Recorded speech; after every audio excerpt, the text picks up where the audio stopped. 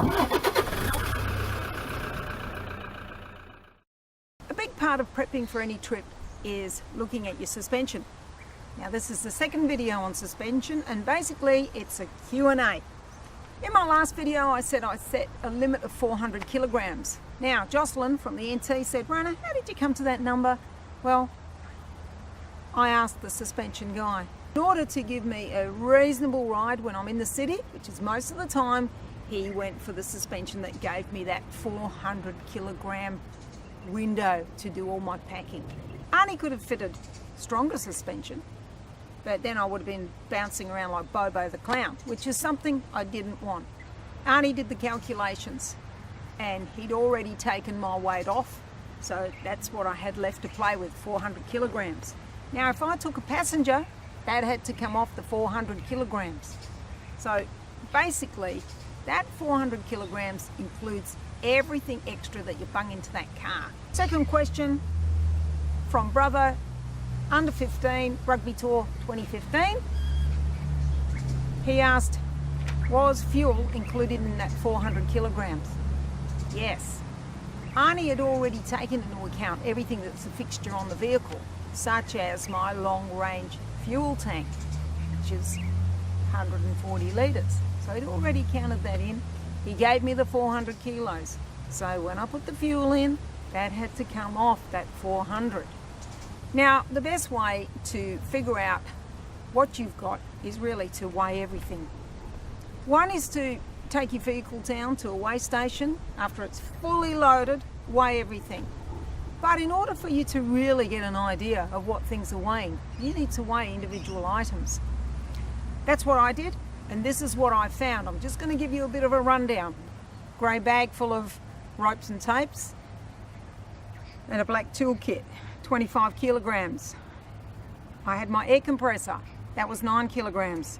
Recovery bag, which was 32 kilograms. My second spare tyre, which a lot of people forget, but you need that when you're doing rural and remote, 42 kilogram. Fuel, I took 90 litres. Now I didn't need that much, but I decided I'd take extra in case there's any accidents out there and we needed it. And that's my contribution to the group. So that weighed a fair bit, forgot to give you the tip. First aid kit, 3 kilogram. Ropes, 0.5 kilogram. Water, 45 kilogram.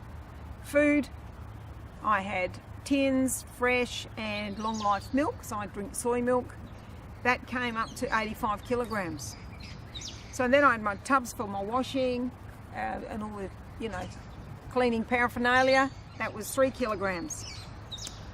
I had lights, 1 kilogram, a couple of tarps, half a kilogram, the light ones. The tent was 3 kilogram. I've just got a little 3-person tent, the one with the hard poles on the corners and everything. Goes up in a heartbeat and they're light as a feather. Sleeping bag. Now, 1 kilogram per sleeping bag. I took 2. The big one is did I say the swag? 23 kilograms? Yep, hope so. That weighs a fair bit, the swag, but I decided I would take it because I like my comforts. Clothes and jackets, all that stuff, that includes shoes and stuff, 10 kilograms. The ironing board 3 kilos, card table was 3 kilograms, and the chair was 1.5 kilograms. The stove, with and without the bottle, so the one with disposable gas, the one with the big bottle with gas. And anyway, basically it came in at 433 kilograms, which was too much.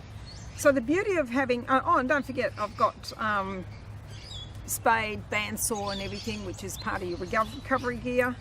And I had, and don't forget your roller, your drawers and everything, they are so heavy.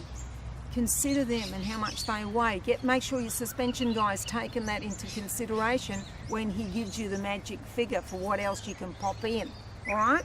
So mine, I had chipboard boxes to do all my, my sorting and stuff. Food here, this, that, and the other. They weighed a blasted ton, so I went and made them out of plywood, and that saved 25-30 kilos. Big saving. I went through and changed things. Now you need to go through and change what you find useful. I ended up taking the stove with the disposable cans. It was just so much lighter. I don't like disposable stuff. I think we're trying to save the planet here, but you know what I mean? It's a balancing act. One thing I nearly forgot, the Engel car fridge, it weighs 40 kilos with nothing in it. 3 big surprises were the second spare, the tools, and the recovery gear.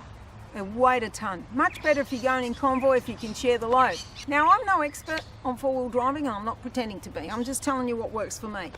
I would class myself as a dummy, but I'm a smart dummy because I actually ask smart people for advice. Not only that, I take it. So I spoke to Arnie from Auto Ride. Knows what he's talking about. I listened to him. He said 400 kilograms. I said, right, Arnie, done. The other one I listened to is Jim McNabb. Now, Jim's a no-nonsense bushy, and he was the one who said, Rona, go and weigh everything. You're smart if you do that. So that's what I did. Finally, I want to end on a cautionary note from Arnie. I got my suspension fitted. I was all excited, and I said, oh, Arnie, have you got any words of wisdom for people like me that are doing the canning stock route? He said, I sure have, Rona. Don't do it. The canning stock route is meant for horses and cattle, not cars. If you like this video, please click on the little thumbs up button below. You can comment or ask questions in the comments box below. I'll get back to you, I promise. And if you want to subscribe, you'll keep up with everything that I'm posting. Just click on the little round button that comes up here and follow the instructions. I'd appreciate it if you would subscribe. Thank you. All right, that's it from Rona's Roadshow. Stay tuned for day 4 on the canning stock route coming up soon. Bye-bye.